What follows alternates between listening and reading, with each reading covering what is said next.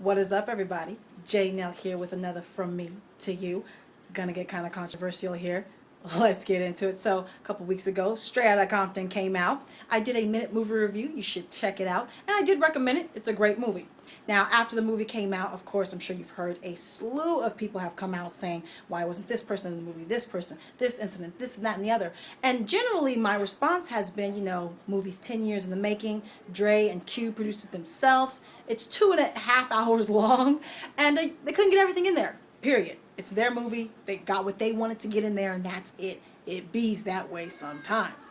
Now, when Michel'le came out, she was a girlfriend of Dre. She has a child by Dre, and there was domestic violence there. Even with that, I said, I understand why you think that should have been in the movie. Probably should have. But again, Dre's movie. He didn't want to paint himself unfavorably. Decided not to be in there. It bees like that sometimes. Kind of the same response. Now, NWA came out like before I was born. The first West Coast music I remember from my stepdad is like Tupac stuff when I was probably 8 years old. So a lot of the information in the movie was new to me. I did a lot of research afterwards because of all the drama pretty much afterwards and found out a lot of stuff I didn't know. So let's talk about Dee Barnes. I do remember hearing that name from an Eminem song. Eminem has a lyric where he says something like, I'll slap you like Dre did Dee Barnes. I have always thought that Dee Barnes was a guy. I didn't know. I thought Dee Barnes was a guy. Dee Barnes is not a guy. Dee Barnes is a woman. She was a rapper at the time, also a reporter. She reported on some stuff that Dre didn't like, and Dre confronted her at a party while his guards held a gun on the crowd to stop them from interfering, while Dre repeatedly slammed her head and her body against a brick wall, tried to throw her down some stairs. She gets away from him, gets into the ladies' restroom. He follows her in there, grabs her by her head, and repeatedly punches her in the head. This is not a rumor. They went to court, charged him with assault. He pleaded no contest, paid her off afterwards when she sued him. Afterwards, he's quoted, him and the whole crew is quoted, not only saying that it happened, but basically that she deserved it. MC Ren says bitch deserved it. Dr. Dre says something, excuse the language, something to the effect of, if you fuck with Dre, this is what happens. You're talking about a female reporter, not some rival whoever. So this happened, okay? He assaulted this woman in front of a crowd of people, tried to throw her down some stairs. This happened. So, and then I started to think about this, think about it. What do I remember about NWA's legacy? What do I remember as far as the effects they had on the game, even as a child? What do I remember? And the thing that I remember is the criticism. Back in the 90s, back when I was a kid and stuff, teenager, that's when NWA was heavily being criticized, rap music in general, heavily criticized by the black community about their misogynistic lyrics and their violence towards women. That is actually what I remember as a kid. I remember them being criticized. I remember their music. I remember that controversy.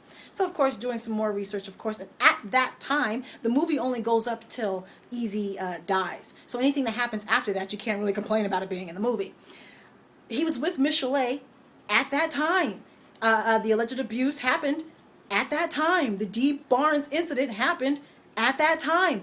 And for as much as they were hailed for speaking truth to power and standing up against authority, they were just as much criticized and demonized and all of that for the misogynistic lyrics and the violence against women in their music. Did some more research, started listening to some stuff, and quite frankly, they might have even been more in the news about the misogynistic lyrics being blamed for the glorification of gangster life, which I don't agree. I've never agreed with that critique because they actually were living that. It's not like today's mainstream rappers, when they talk about thug life, most of them aren't actually part of that life at all. They're just talking. Back then, of course, you saw the movie. Ice Cube wasn't in the gang, but Easy did some stuff. So, and it was around them. They were actually hood reporters, is what they called themselves, reality raps. So they were actually talking about their life. Now, as a byproduct, an indirect effect, did it glorify gangster rap? Yeah, it did. I mean, and that's just truth. That's truth. They didn't mean for that to happen. But it did happen. It did make it popular. They did make it cool, not on purpose, but it did. And the other thing that happened was they did make it popular to be extremely misogynistic and sexist towards women, to be violent towards women, smack a bitch, slap a hoe, beat a bitch. That is all through their music. They did make that popular, and it wasn't an indirect effect. That's what they meant to say. And then, come to find out, Dre was living his raps. They were living that. They did hit women. And not just, you want to talk about their girlfriends and mother of their kids and whatnot, and people will try to say, well, you don't know the relationship, she could have been violent too, blah, blah, blah, blah. You want to say that about Michel'le, fine, but Dee Barnes was not his girl. She was a professional woman in the industry, a stranger no less, that he full on assaulted, and then was like, he said ain't no thing. So he was living that. That criticism, that whole part of their life was just as much a part of NWA as speaking truth to power. Just as much, if not more, at the same time.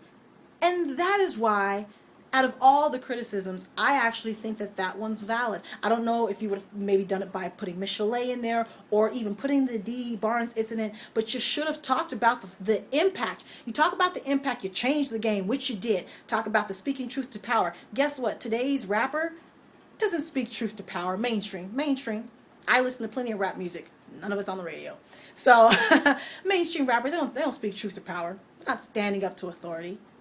But they are still having very misogynistic lyrics, and they are still talking about violence against women.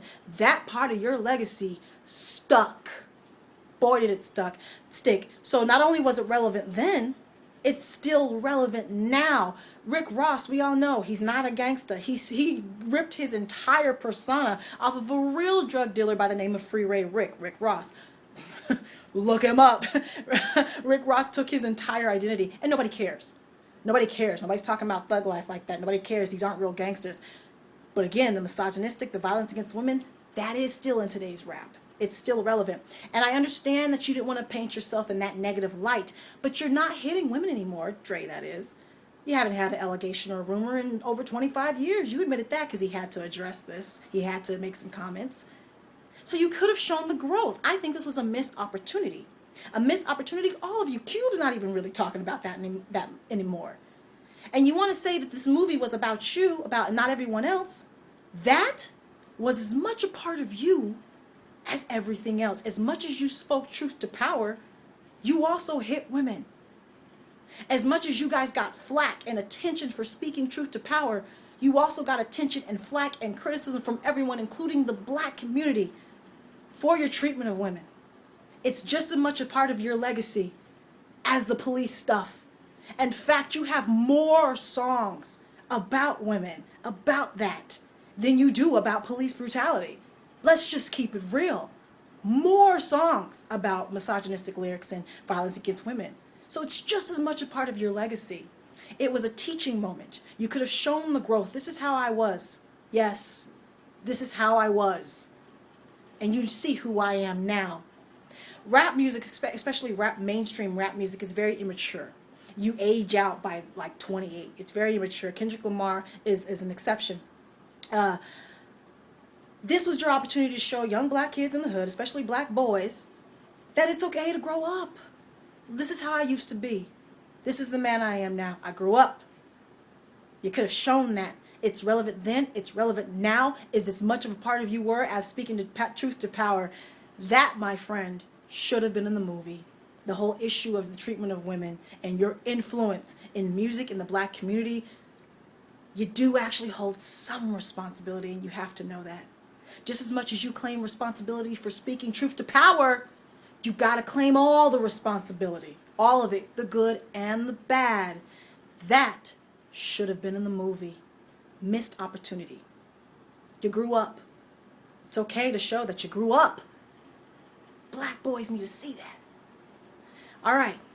Let me know what you think about everything I just said.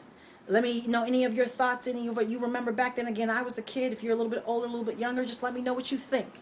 Follow me on Facebook, Twitter, Instagram, all under J. Nell Owens, and subscribe. Talk to me. Take care. And goodbye.